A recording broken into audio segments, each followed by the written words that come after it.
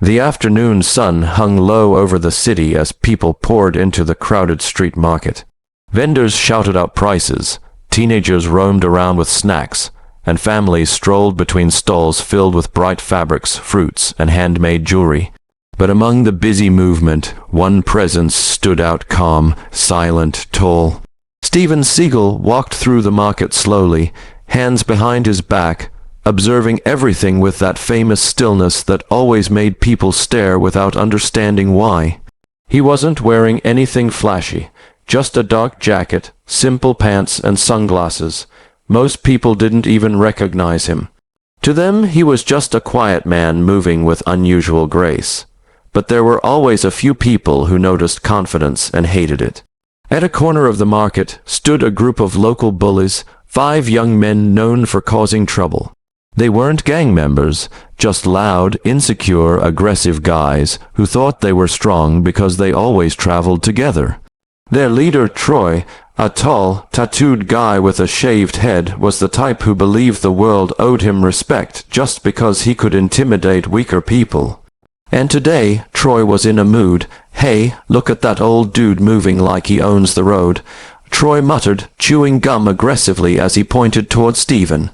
His friends turned. "Yeah, who walks like that? He think he's some kinda monk or something." Another laughed. "Probably one of those yoga teachers. Let's mess with him a little."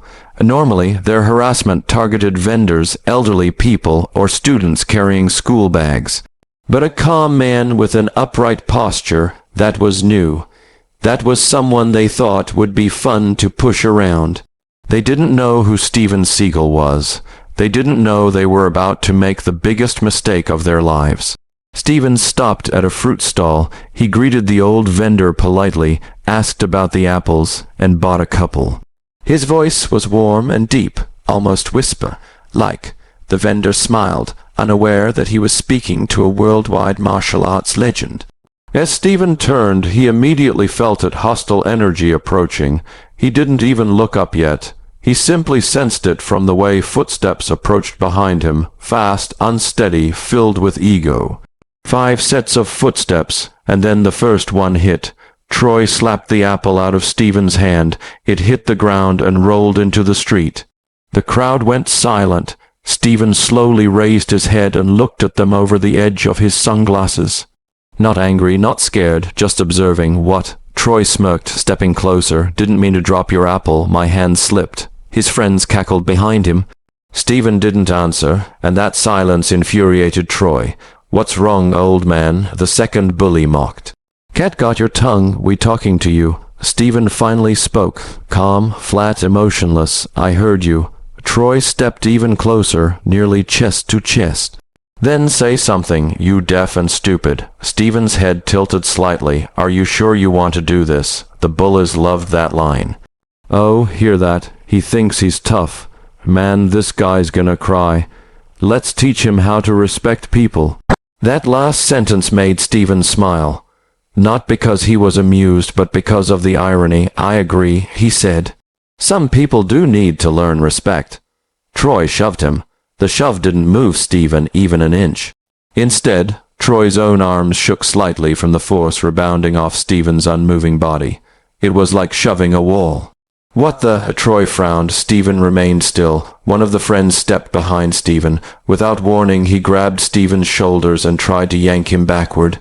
Again, nothing. Steven didn't move. He didn't resist. He simply didn't budge. People in the market began murmuring. A small crowd formed around the scene. Some recognized Steven Seagal now. Their eyes widened. Phones came out discreetly. But the bullies had no idea, and the more Steven didn't react, the angrier they became. "You think you're some kind of badass, huh?" Troy barked. "Let's see how tough you are." He grabbed Steven's jacket with both hands. Steven inhaled calmly. "Last chance," he said softly. "Walk away." Troy grinned. "Make me." And that was it. Steven moved. The crowd gasped because they didn't even see the motion, just the result. Troy's hands were suddenly twisted behind his back, his body bent forward, his knees buckling in pain. Steven barely shifted his weight. just a fluid grace like a shadow cutting through wind, but Troy felt as if his shoulder was being separated from its socket. What the? Steven spoke into his ear gently. You grabbed me. I didn't give you permission, Troy screamed. His friends finally rushed in, 3 from the left, 1 from the back. Steven released Troy, letting him drop to the ground with a thud, then pivoted. The first punch came from the left. Steven didn't block it. He redirected it. A small rotation of his wrist, a shift of the bully's momentum, and the man spun past Steven, crashing into a vegetable stall. The next one tried to tackle him. Steven's hand flicked outward, a simple palm movement, and the man flew sideways as if he had run into a steel pole. The third bully swung wildly.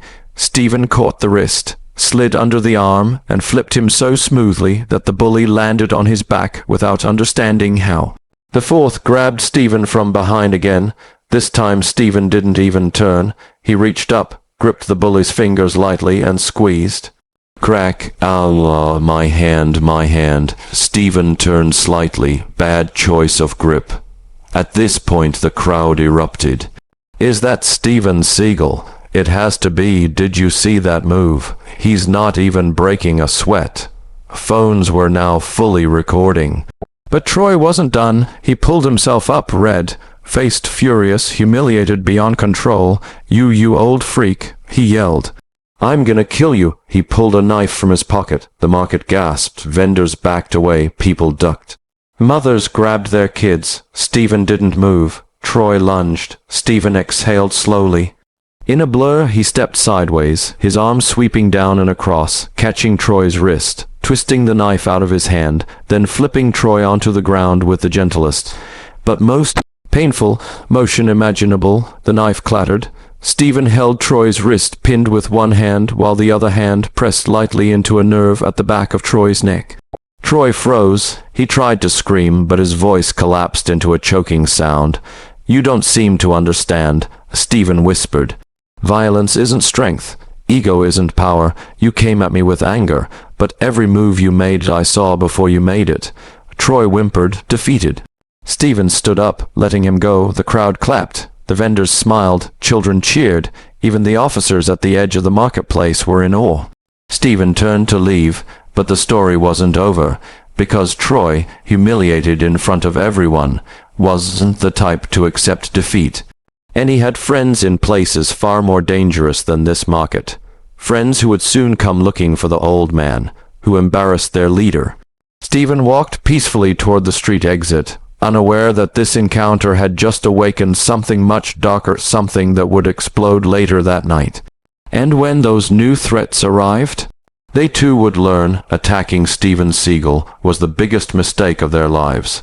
Night fell over the city with a thick silence, but Steven Seagal could feel something strange in the air. Not fear, just awareness. He had spent his whole life sensing danger long before it arrived. And tonight, danger was moving toward him like footsteps echoing through a long hallway. He was heading home from the marketplace incident, walking down a quiet street lined with closed shops and dim street lamps. Most people would have hurried home after dealing with bullies. Most people would have looked over their shoulder. But Steven didn't. He walked with the same slow, controlled calmness he always carried. A passing bus slowed when the driver recognized him through the open window. Sir, you okay? Everyone saw what happened at the market. Steven nodded politely. I'm fine. But just as the bus pulled away, he sensed it. 3 shadows stepping out from an alley ahead. Heavy footsteps, confident, careless, angry, not like the bullies from earlier.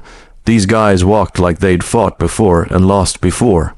Behind him, another set of footsteps approached. They had him surrounded. Steven sighed softly. So this is how they want to end the night.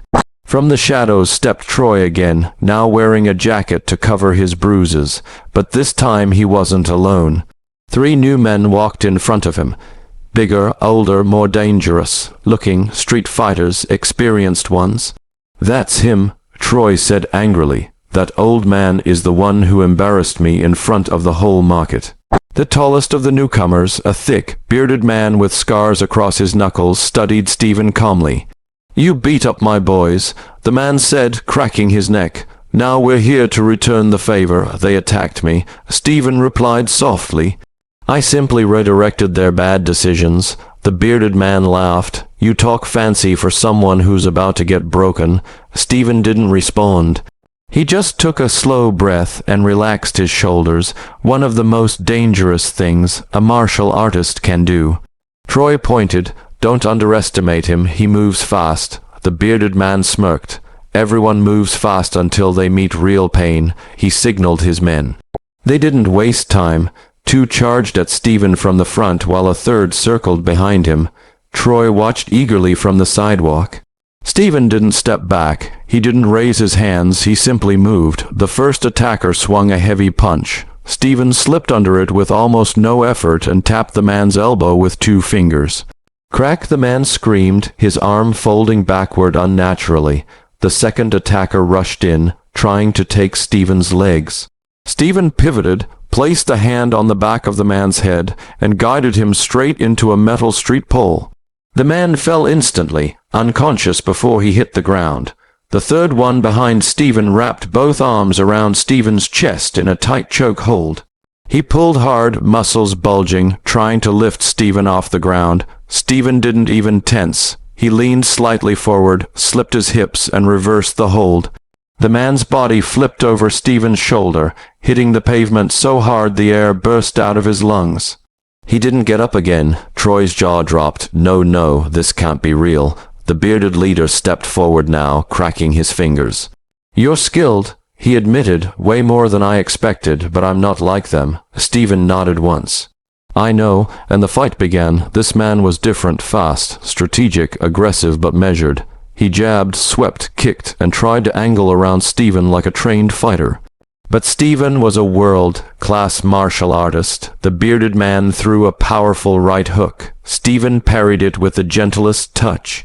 He switched to a knee strike. Steven glided out of range like mist, moving away from wind. He attempted a sweeping kick. Steven stepped over it as if stepping over a puddle. Every move the man executed, Steven read it before it even started. A lifetime of discipline compressed into every breath. "You're reading me," the bearded man hissed. "How? You're tense," Steven said, voice low. "Your shoulders rise before you strike. Your breathing changes before you kick. Your balance betrays your intention. I've seen thousands like you. And it desperate revive flaws of just, how punchepros." Steven caught one wrist. Just one, then twisted. The man collapsed to his knees, screaming as pain shot up his arm like electricity. Steven leaned close. "This is over." Troy stumbled backward, horrified. His tough guy bravado melted into pure fear. For the first time in his life, he realized he had attacked a man who didn't just win fights, he ended them. Steven released the bearded man, who fell to the side, clutching his wrist, unable to continue. Then Steven finally turned to Troy. Troy trembled. "Look, I didn't mean any harm. We were just fooling around." "You weren't fooling around," Steven interrupted calmly. "You were looking for someone weaker than you to bully, but when you saw someone calm, you thought that meant weak." Troy swallowed hard. Steven stepped closer. "You attacked an innocent man, then you brought fighters to finish what you started. That isn't bravery," Steven said. "That's fear pretending to be strength." Troy's voice cracked. "Please, I'm sorry, I didn't know who you were. That's the problem," Steven replied. "You shouldn't treat people based on who they are. You should treat them based on who you are." Troy's knees finally buckled, and he collapsed onto the pavement. "I'll change," he cried. "I swear I'll never bother anyone again." Steven studied him for a moment. Then he nodded. "Good. Start tomorrow morning." He pointed at the bearded leader, who was still groaning on the ground. "Help your friends, take them home, and remember today wasn't punishment, it was a warning." Troy quickly gathered his injured crew, helping them up shakily. None of them dared look Steven in the eye. Before leaving, Troy whispered, "Thank you for not hurting me." Steven looked at him with that calm, steady gaze. "Hurting you wouldn't teach you anything." he said, understanding Will. Troy nodded repeatedly like a frightened child. The bullies limped away. Silent, humbled, completely transformed, Steven watched them disappear into the dark street. Then he turned and continued walking, hands behind his back, as peaceful as he had been before the entire incident began. Because for him it was just another night, another lesson delivered, another reminder that the calmest person in the room is often the most dangerous. In the bullies, they would never forget the night they attacked the wrong man, and lived to learn from it.